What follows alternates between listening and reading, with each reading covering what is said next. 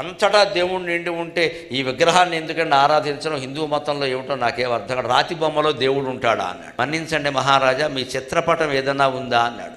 బోల్డ్ ఉన్నాయండి. మా పెద్ద ఫోటో మంచి అందమైన తెప్పించాడు. వెంటనే ఏమీ మాట్లాడకుండా ఆ ఫోటో అక్కడ పెట్టమని తుపుక్కుని ఉమ్మాడు వివేకానందుడు ఆ ఫోటో మీద, ఆ రాజుగారి ఫోటో మీద. ఈయనకి పిచ్చి కోపం వచ్చేసింది. నా మీద ఉమ్ముతారా? నా మీద నేను నీ మీద ఉమ్మలేదయ్యా, నీ ఫోటో మీద ఉమ్మాను. అది నా ఫోటో అన్నాడు. నీ ఫోటో మీద ఉమ్మితే నీకెందుకు బాధ కలిగింది? అది నా ఫోటో కదా అన్నాడు. నీ ఫోటో మీద ఉమ్మితే నీకు బాధ కలగడం నిజమైతే దేవుడు బొమ్మ దగ్గర పువ్వు పెడితే దేవుణ్ణి చేరుతుంది అనడం ఏమైనా అనుమానమా? నిజమే కదా, నిజమే కదా. ఇది విగ్రహారాధనలో రహస్యం. మరి అవమానం నిజమైతే సన్మానం నిజమే కదండి.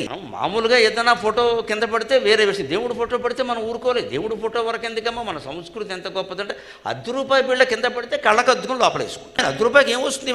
ఏమి రాకపోతుంది లక్ష్మీదేవి. అలా అలవాటు చేశారు చిన్నప్పటి నుంచి. ₹1 బిళ్ళ అలా కళ్ళు తీసుకుంటా కళ్ళకద్దుకో. అదే మన విగ్రహారాధన అందుకే చేస్తాం, పిచ్చేళ్ళం కాదు మనం.